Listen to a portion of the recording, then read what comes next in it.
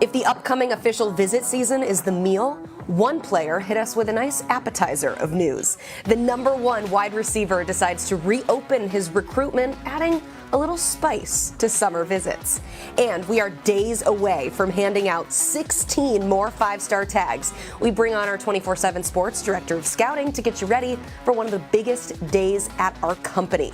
Plus, what's happening in the Midwest? We head to the land of top prospects and top programs to find out the latest. And you'll hear from one of the best talents in the state of Arizona, Ryland Allen. All that and more as the college football recruiting show starts right now.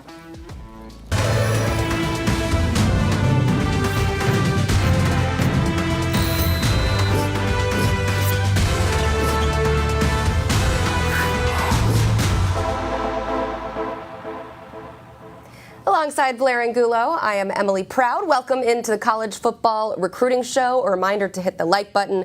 Make sure that you are subscribed. Apologies about my voice today. It is having a case of the Mondays, but either way, Blair, I had to be here for the show.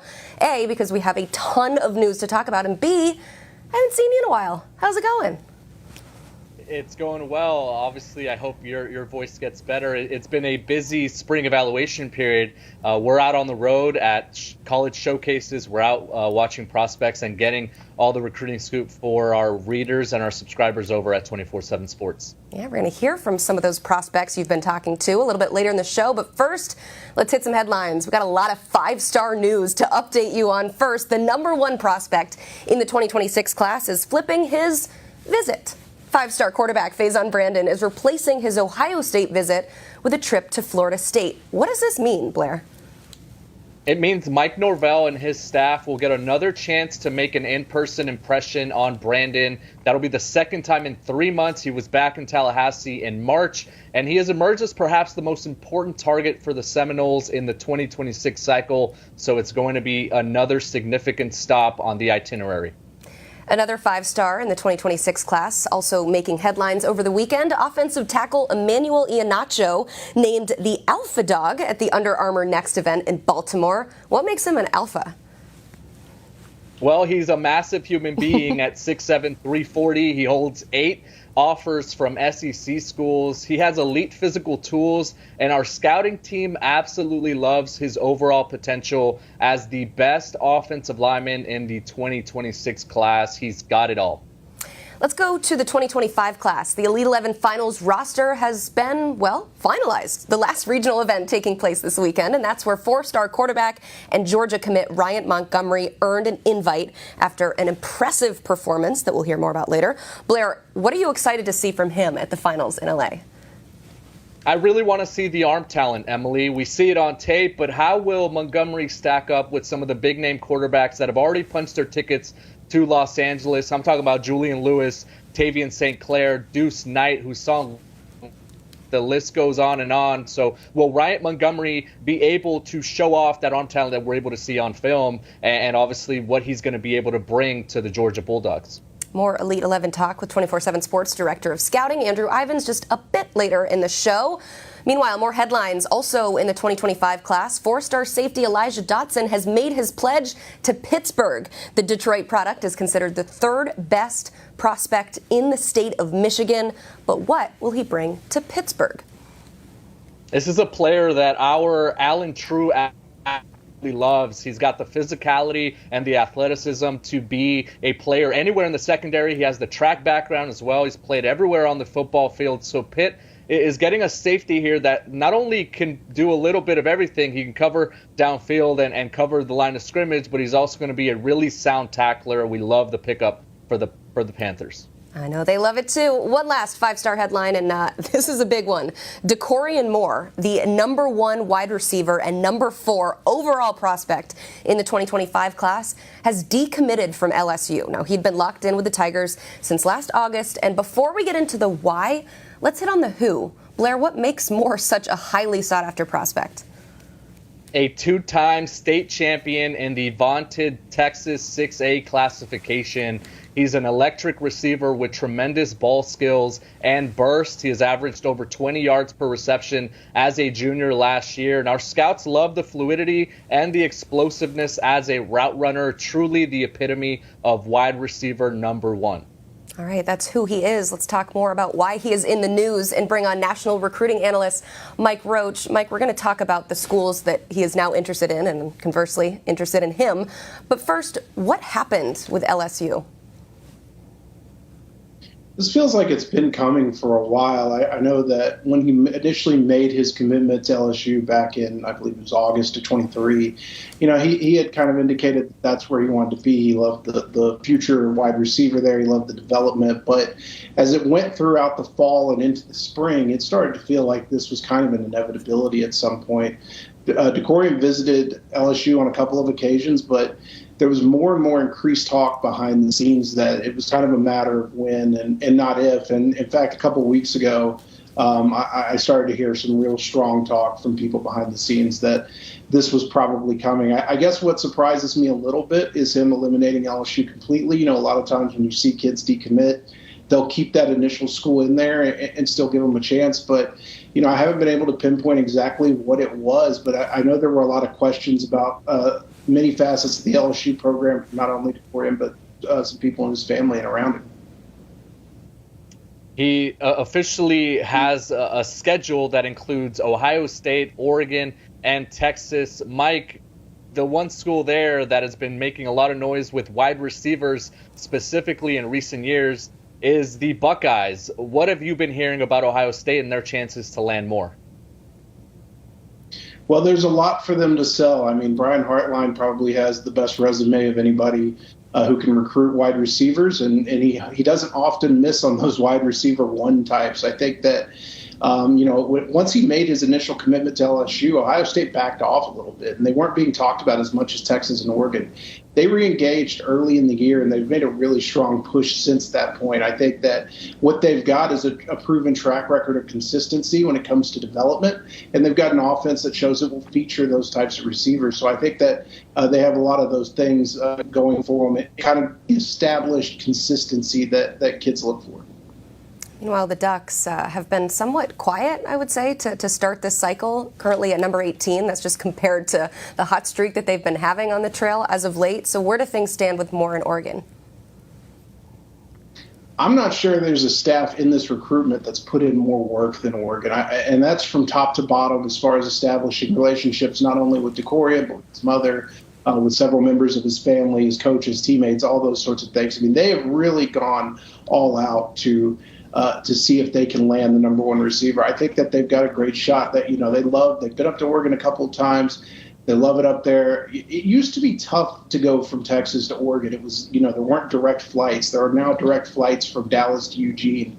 And so it's made travel a little easier. I think distance is still somewhat of a concern for Oregon in this one. But, I think a big thing that they could do this year, and of course, I do think Dakorien will probably have his decision made by this point when the season starts, but they can start showing guys like him what they can do with players like Evan Stewart, who are so well known around this area.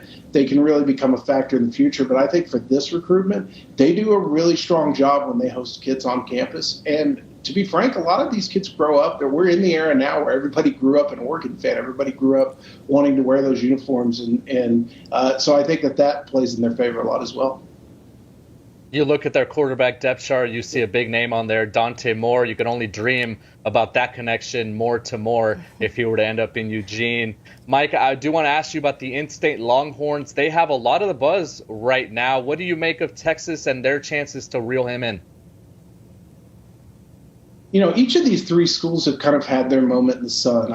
When I talked to somebody near Dakorien in the early spring, it was like, hey, this is Oregon's race to lose at this point. And, mid-spring, it was Ohio State. This is kind of Texas's time. They've hosted him a couple of times on unofficial visits lately. He has a lot of family in the Austin area. His mother's originally from Austin. And a lot of teammates down there. Colin Simmons, the five-star from Duncanville, who just signed last year, among them, a lot of friends. And I think Steve Sarkisian's shown, especially with the development they had this year with Xavier Worthy and A.D. Mitchell, Jordan Whittington, three receivers drafted. That offense is lethal when it comes to throwing the ball.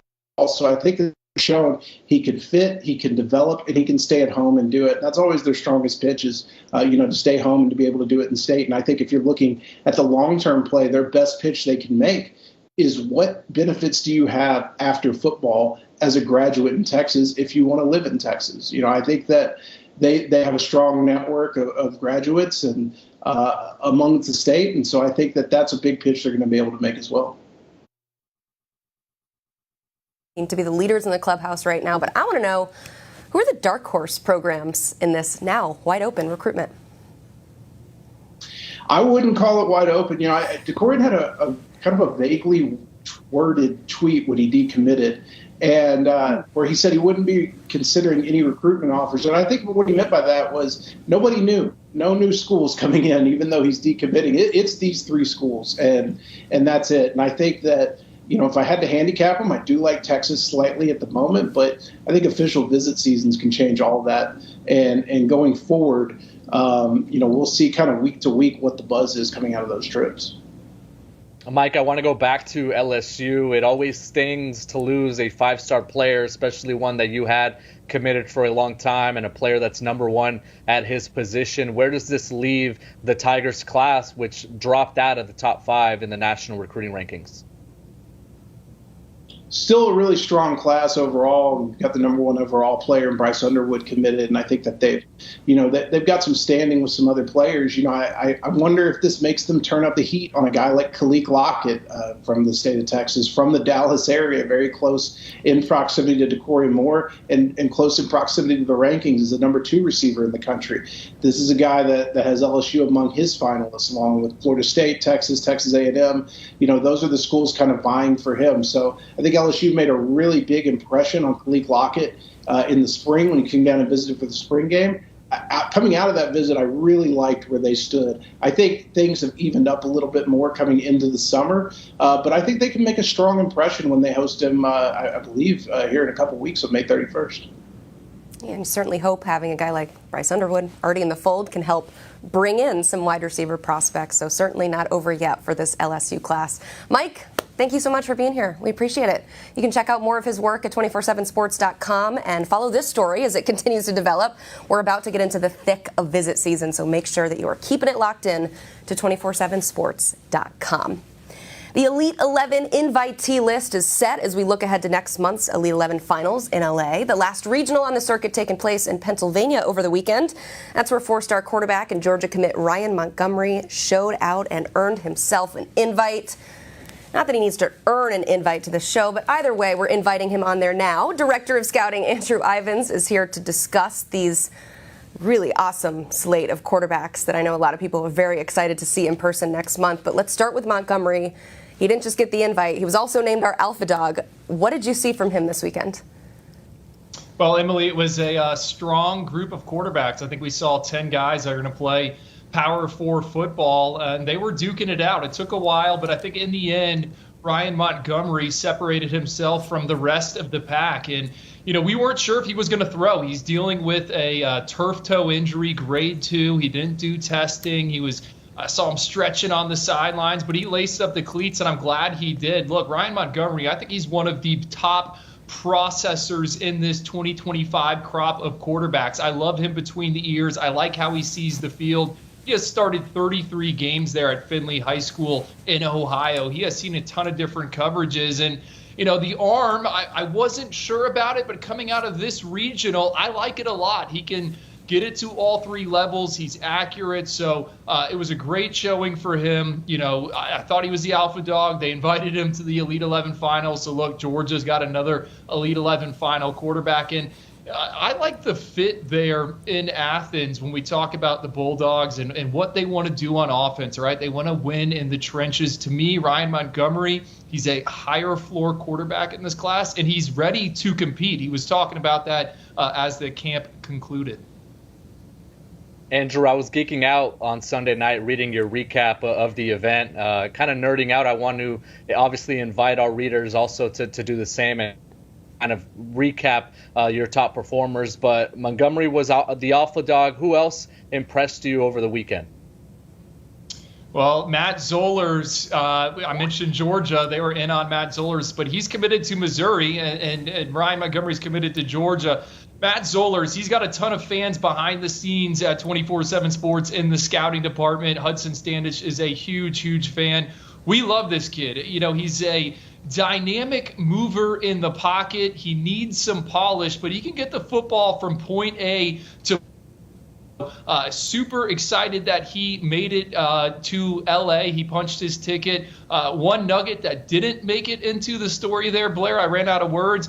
Matt Zoller's 7 handicap golfer. He plays a ton of golf in his spare time. He can also dunk the basketball on the hardwood. So like the package there. I think he's a guy that's going to move up for us in the upcoming rankings update. Matt Zoller's, he was good. And then Malik Washington, a quarterback out of Maryland, a top 247 kid. This is an early candidate for my freaks list, which is going to come out in August. He won a dunk contest, and it wasn't just like some dunk contest. It was a big one at a decorated high school tournament. He is 6'4", kind of an up and down day for him, but the good was really good. He's got an elastic arm, can drop those arm angles. We're big fans of Malik Washington. I'm really excited to see what happens with his recruitment. He's one of these top uncommitted signal callers right now. UCF, Baylor's reached out. I think you got to keep an eye on Maryland and Mike Loxley, also been to Virginia Tech. But he's one, as more of these quarterback dominoes fall, who's going to make a move on Malik Washington, because I think he can be an impact player on Saturdays.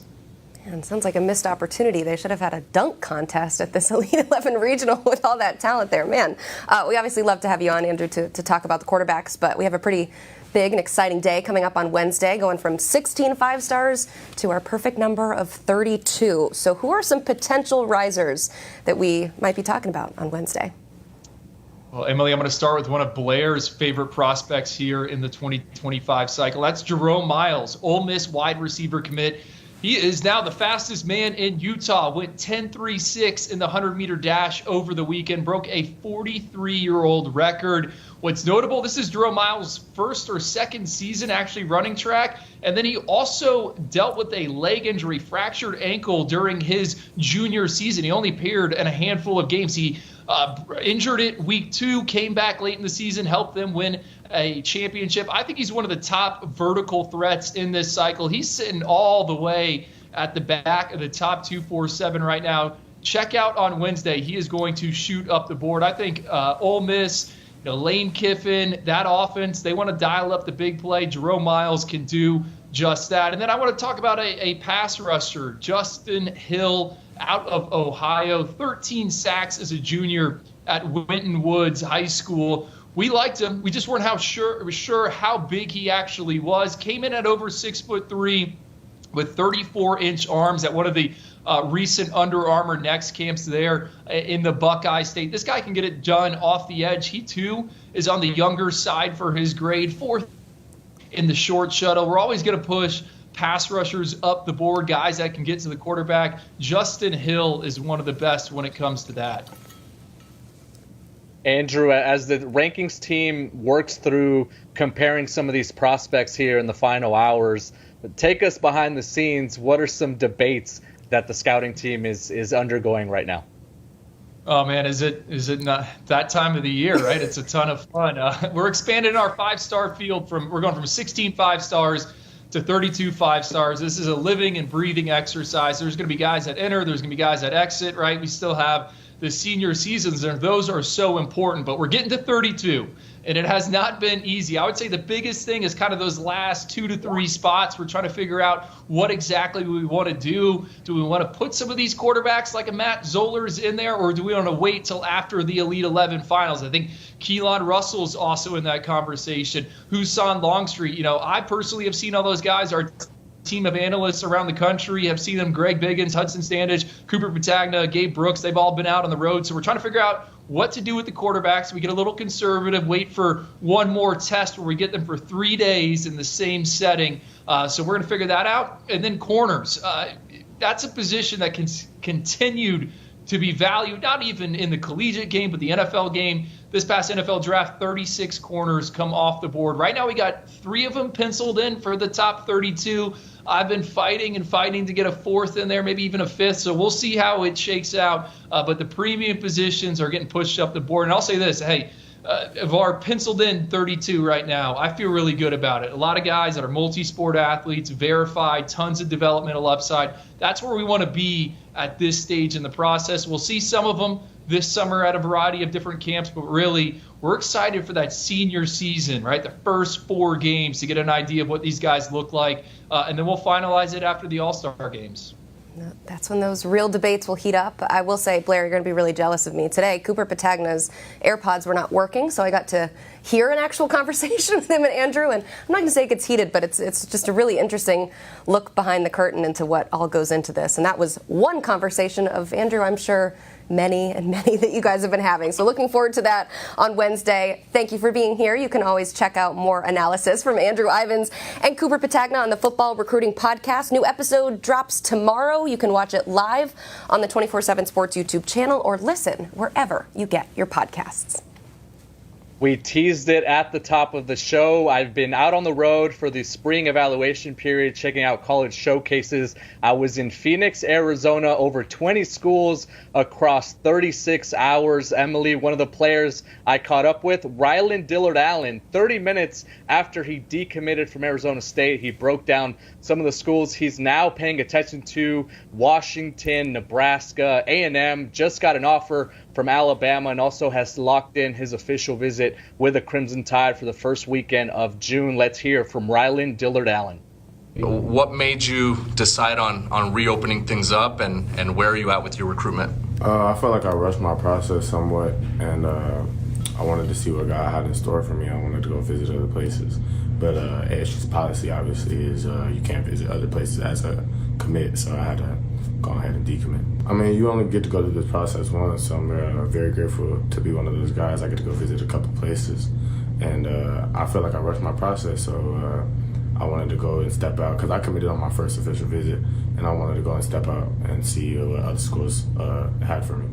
Let's talk a little bit about some of those other schools that are still pushing. I know you announced that A&M visit. They've been pushing on you pretty hard. Jamar Beal-Goins is already headed there. I know you guys have a relationship of sorts.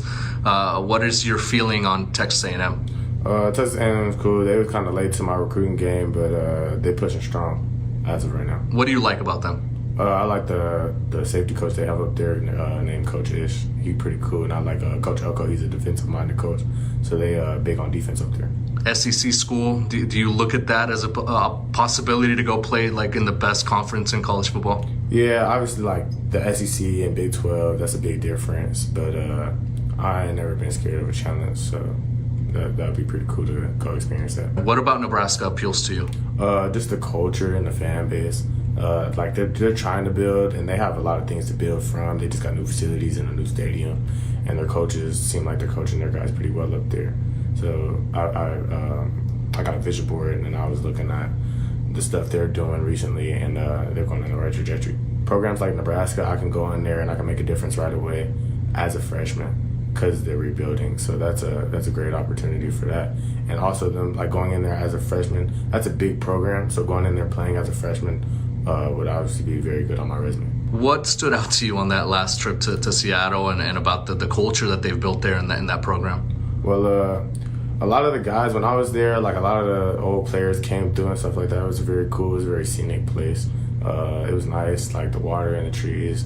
It looked good, and obviously they take their academics well up there. I know pretty much the whole staff up there, but they just got a new safety coach, Vinny Sinceri, and DC, Coach Belichick's son. And I haven't got too many conversations. I talk to Vinny sometimes, but I haven't talked to really Belichick as much. But I'm excited to meet those guys when I go up there on my OV. Well, I was pretty close to JFL staff when I was at U of A, and so I just wanted to show them boys some love and go OV them because I haven't seen them guys in a while. I completely related to his take on Washington. I went there for the first time this fall. Yeah, the water and the trees. I don't know how you say no to that school when you go visit it in person. Maybe in the winter time it might be a little bit more challenging. But Blair, clearly he's got a lot of offers and a lot of opportunity. So when can we expect to maybe know a decision? It sounds like Ryland Allen wants to make his next decision before the start of his season, which would be either early August or late July after he takes these official visits. I think he felt like he maybe rushed his initial decision to commit to Arizona State and rep for the hometown school. It was a difficult choice for him to back off, but now he's going to go through the process, do due diligence, and see every school. And like I mentioned, Alabama, Nebraska, Washington, A&M, they're all fighting right now for the coveted safety out of Phoenix. Yeah, it's tough to commit early. In this day and age of college football, things change constantly. Thank you for getting that interview. I love hearing from some of these prospects that we talk about. Let's highlight another one from the 2025 class. That's offensive tackle Andrew Babalola. The five-star product from Overland Park, Kansas, has a wide open recruitment, although I don't know, I'm saying that again. I got in trouble for saying it earlier in the show. We'll learn more in just a bit on this segment. But one thing is for sure, according to our 24/7 Sports national recruiting analyst, Allen Trieu, he is a War Daddy recruit. I'm excited to welcome on Allen Trieu to the show to tell us a little bit more about what that means. I loved your story on Babalola, talking about picking him as a War Daddy recruit. You talked about how his transition from being recruited as a forward in basketball to now a five-star offensive tackle. What did you learn about this extreme transformation for him? Yeah, what's really interesting is that he was making that transition and put out some spring film. It was just practice film, and he started getting offers just based off of that. And he got ranked pretty highly. He was in our initial top 75 before he had even had any actual game film. It was scrimmage film, it was practice film. And so I think since then he's continued to develop towards the ceiling that everybody thought that he would get to, and that's why today he's a five-star and so coveted. But when you watch this game film now, it doesn't look like a guy who was only playing basketball just 2 years ago. He's really taken to the physicality of the game. He's a super intelligent kid who's picked it up quickly, but I think that was the question. Knew he was athletic, knew he was big. Would he be physical? And he certainly has come around on that part of the game. So truly a five-star talent that still hasn't even gotten to where he can get to yet. A lot of ceiling left to go. Allen, he plays one of those premium positions. There aren't that many premier and elite offensive tackles across the country, so he's obviously coveted, and he's one of those players that's highly pursued. What's the latest in his recruitment? Yeah, when I wrote that War Daddy story, he said in it that he was going to narrow down to 5 schools to take official visits to at that time, and he has set those official visits since then. He was just at Auburn over the weekend. Kind of an interesting tidbit for Tigers fans. His brother goes to Tuskegee, so it's in the same state, not far away. That's definitely an important piece for Auburn. He's going to take an official to Michigan. He really likes them. Academics are big for him. He's talked about Michigan's academics. He's taken an official out to Stanford. Development, that's another important piece. Missouri has been really dangerous when it comes to any recruit that the Tigers are in on. It seems like they are right there in the thick of every single national battle that they want to be on. So can't count out Mizzou. They're close by. And then Oklahoma also has an outstanding tradition of offensive tackle and offensive line development. Bill Biedenbaugh does a great job of recruiting that position. So I think I'm not surprised those are the 5 schools he came down to. I know he was considering USC and Kansas State, some schools like that as well, but these 5 have to feel pretty good about getting an official visit from him. Don't think he will drag the process out much after that. Do think he'll look to make a decision sometime in the summer after those officials are completed. Make sure you check out that story at 247sports.com. But Allen, we also wanted to have you on to talk about your region, the Midwest region. We have official visit season right upon us. So what are some of the most interesting or intriguing recruiting battles as we head into official visits? Yeah, I think the first one is kind of an immediate one, and I just heard you guys talking about committing too early. Emmanuel Carmo committed to Minnesota. He's an in-state kid, and then last night announced that he's going to take officials still to Wisconsin, Nebraska, and Ohio State, even though he's committed to Minnesota. He's also going to take an official with the Gophers, but it seems like they're going to have to hang on to him a little bit. He did take an unofficial with Ohio State just before he committed to Minnesota. Wisconsin offered around that time in April. He never really got a chance to get out there and see them or Nebraska before making his decision. So he said he's still probably committed to Minnesota, just wants to make sure he checks off those boxes. The Midwest is really good for defensive linemen this year, and I'm looking at a few for official visits. Marion Dye and Damian Shanklin from the state of Indiana, and then Jalen Williams from the state of Illinois is going to be a super interesting one. We actually favor Michigan right now in the crystal ball, but he hasn't set an official there yet. He's going to take an official down to Miami. I think the Hurricanes are dangerous there. He's also going to take officials with Wisconsin and Tennessee. So we'll see if he gets one scheduled to Michigan, because I still think they're the team to beat. He's close with one of their recent commits, Nate Marshall. So he's going to be an interesting one. Trey McNutt, 5-star safety out of Ohio. He hasn't announced his officials yet, so we still have to see just who he's going to take his officials to, and even that's going to be a battle to get those official visits. He was just down at Georgia. He's visited Texas A&M, so he's looking down south as well as close to home. Ohio State, still the in-state school to beat. A lot of people think that's where he's ultimately going to end up, but he's taking a look at schools from all across the country. So a few interesting battles still left in my region as we head into June here. Several prospects to keep an eye on, and there are several schools to keep an eye on, especially with the new integration of some of the Big Ten programs. It's been 5 months since Michigan State's new staff arrived in East Lansing. How would you describe, Allen, what they've done on the recruiting trail since? Yeah, I think they've done an excellent job. You know, they closed the last class strong. You and our staff out west were busy covering Michigan State at the end of last cycle. They've carried that momentum over to 25. It took them a minute to get some commits. They didn't have a 2025 commit for a long time. I think people started to wonder, but now the momentum's really going. Picked up a quarterback from out west, Leo Hannon, who I think was a really good pickup for them. Recently won some really nice local battles for linebacker Damari Malone, running back Jace Clarizio, and tight end Emmett Bork. I think that's when you look at their official visit schedule in June, there are several kids that I think could easily end up in this class. I think in-state offensive tackle Nakai Wynn is one to watch. They recently offered in-state defensive tackle Derek Simmons. I think those are two guys they can definitely get. I think they can get into Ohio, pick up wide receiver Braylon Collier and linebacker Grant Bierman. So look for this staff to continue that momentum into the summer. But so far, so good. I think they've done a really, really good job on the recruiting trail, and that really goes right back to their first steps in the 2024 class. Another Big Ten team having a lot of success on the recruiting trail. Penn State, top 7 right now, or top 10 at number 7 with 13 commits. But Allen, as we know in this game, it's not how you start, it's how you finish. So how do you see them ending up when it's all said and done? Yeah, I think they have a great chance to keep in that mark or in that top 10. At least they had some big guys on campus. They're going to have some coming up, and they just had Yosei Epinesa, one of the top defensive ends in the country, was just on campus for his official. He's an Iowa legacy. Dad played there, brother played there, but Penn State's battling away. They lead on the crystal ball for wide receivers, Nashawn Montgomery and Lex Cyrus. So in good shape to add a couple of playmakers to the class. I could 4-star cornerback out of the state of Ohio. I'm currently on Michigan, but I think Penn State's made a real impression there, and I think they could get him. They've got official visits coming up for several high-end prospects, including 4-star Jaden Blair and offensive lineman Michael Carroll, who's highly coveted. 5-star Zayden Walker is going to be on campus, so plenty of recruits left on the board here for Penn State to get in the class and keep that top 10 ranking that they currently sit on. Luke Fickell is entering his second full year at Wisconsin, and the Badgers have a top 20 class right now as things stand in the 2025 cycle. How do you see this class shaking out, Allen, for the rest of the cycle?